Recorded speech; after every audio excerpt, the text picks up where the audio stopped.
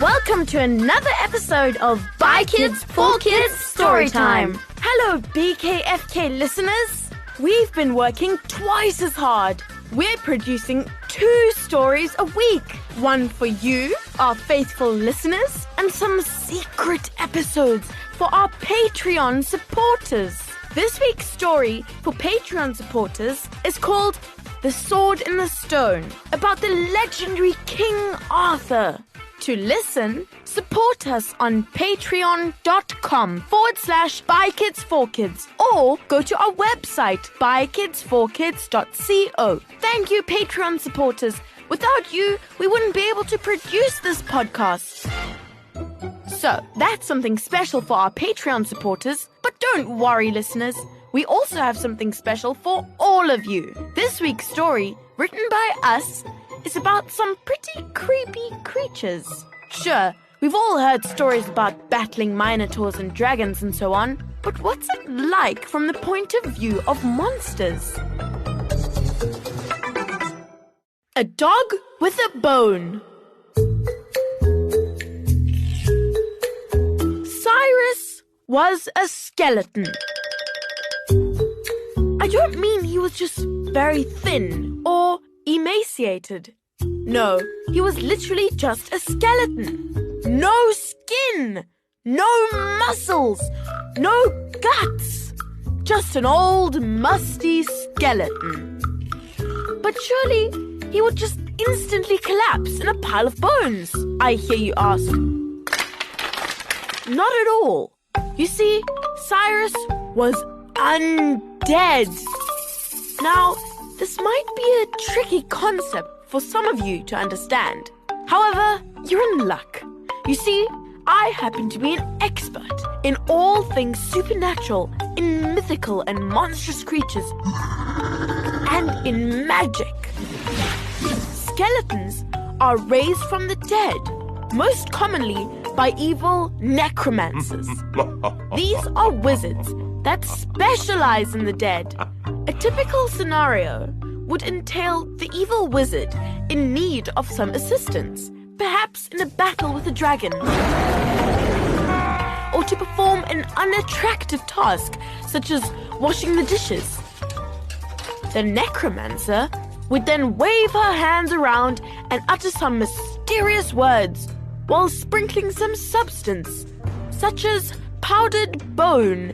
This is called casting a spell. And then the magic would begin. In some stony tomb or ancient battlefield, the bones of the dead would slowly creep towards each other in an effort to reassemble a skeleton. This was not always instantaneous. Sometimes, the thigh bone would lodge itself where the arm bone should be, or the skull would attempt to settle where the hand should be. But if the spell was cast correctly, a complete human-shaped skeleton would be created to do the bidding of the evil necromancer. At your service, master, would be a typical greeting from a newcomer to the undead.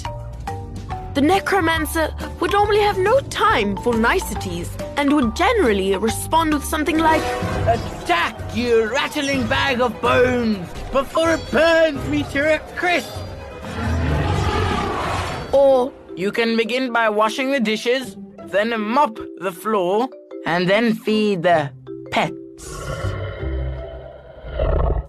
In the case of Cyrus, who was summoned by the evil wizard Kastelburger, he rose from the dead in the midst of a raging battle against the tree folk in the forsaken forest. There were pixies, gnomes, elves, and all manner of woodland creatures, each of them outraged at the presence of the dark magician, hurling themselves at her with all their might. Poor old Kastelburger was on her last legs, exhausted, depleted, and almost defeated. So before Cyrus could completely assemble himself, his pelvis locking onto his spine, his ribs gathering together, Kastelburger received one elvish arrow too many and collapsed, dead on the ground. With a cheer, the forest folk high-fived each other and dispersed into the leafy gloom of the forest. Just too late, Cyrus's skull rolled toward the top vertebra of his spine and locked in place. "At your service, master." There was no reply. "Master?" he called out again uncertainly. Again, no reply. His bony eye sockets scanned the clearing and soon saw Kastelburger unmoving, uncommanding, dead. Sighed Cyrus. "Peacefully resting my bones in the grave for decades, and now this? Summoned to service with no master? Really? And now an eternity in this clearing. No orders, no missions, no purpose." Depressed, dejected and bored, he settled down against an old oak tree and sat for days, weeks, months. Occasionally, he gave a musty sigh or brushed away an annoying fly.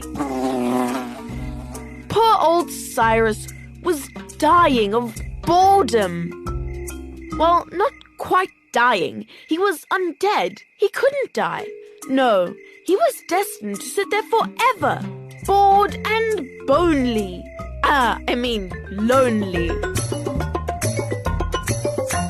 Now, let's stray from the dreary gloom of poor Cyrus to another, equally sorrowful story.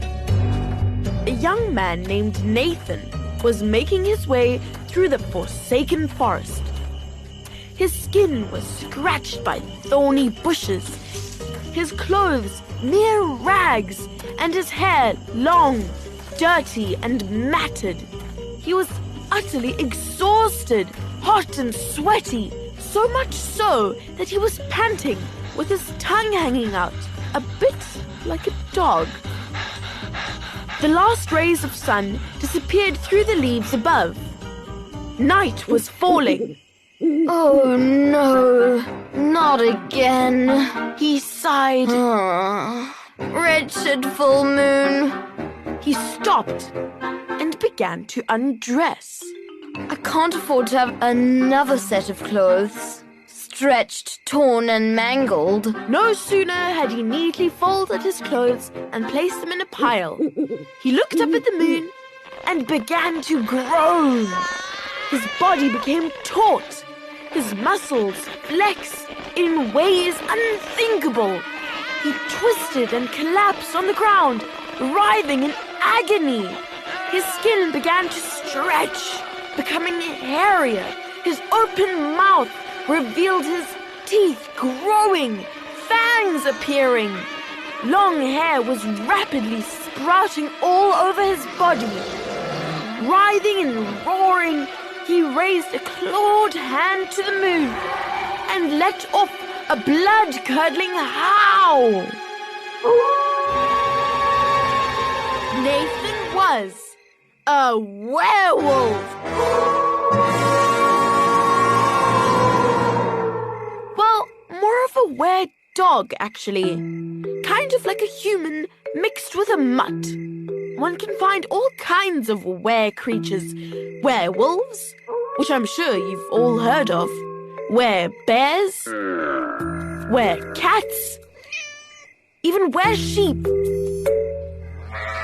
And were-kangaroos.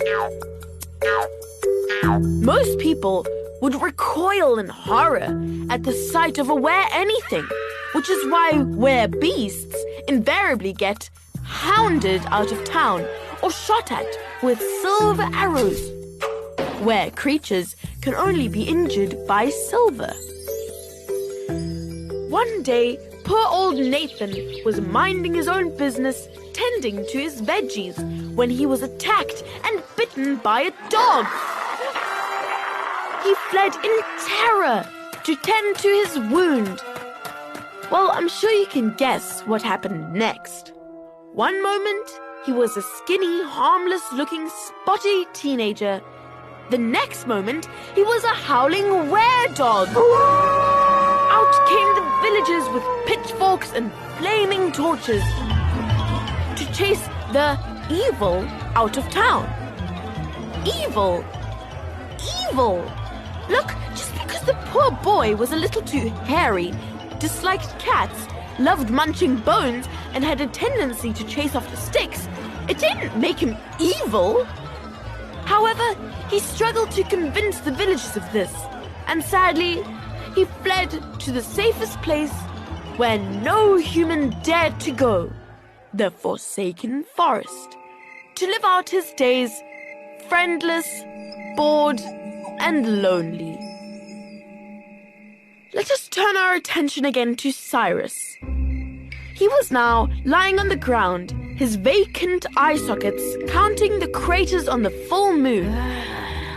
He was just about to begin with his next boring activity of counting leaves and trees when he heard a gnawing sound. He looked down to see a large, dog-like creature chewing on his thigh bone. It was Nathan, who had mistakenly thought he'd come across the ultimate snack for hounds, a pile of old bones. "Oi!" shouted Cyrus. "Shoo! What do you think you're doing? Get away!" Nathan got the fright of his life and collapsed on the ground on his back, with his paws in the air, pathetically wagging his weird tail to show he meant no harm. I'm so sorry, he cried. I was just looking for something, anything, to break my boredom, my loneliness.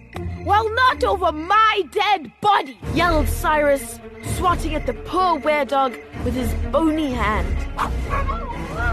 But his bones had been lying unused for so long, they weren't quite locked together. And before he knew it, when he swatted poor Nathan, his pointy finger bone went flying off into the distance. He gasped. Something instantly stirred in Nathan. Some deep, dog-like instinct overcame him as he sprang up and launched himself after the bone. "Come back here!" screamed Cyrus desperately. "My bone!" The bone was still hurtling through the air as Nathan jumped, twisted, and caught the bone in his teeth. "My finger!" pleaded Cyrus. "Bring it back!" Nathan turned to Cyrus and thundered towards him at full tilt, dog slobber spraying from his lips. Cyrus groaned in horror, preparing himself to be ground into bone meal, when Nathan came to a halt just in front of him, sat down on his haunches, dropped the bone, and wagged his tail expectantly. Again! His hopeful eyes suggested, Again! Cyrus pondered. That was rather fun, actually. It certainly beats counting leaves or craters on the moon. He smiled. Actually, he always smiled. Skeletons have no choice. And reached for the bone, and with a cry of "Fetch!" gave it a great toss into the forest. Off charged Nathan to retrieve the bone, and delighted Cyrus when he bounded back with it in his mouth. They say a dog is a man's best friend. Well, close enough. This weredog soon became the skeleton's best friend, and so their solitude was over. The lonely skeleton and the reviled weredog spend the rest of their days happily in the forest, keeping each other company, playing fetch.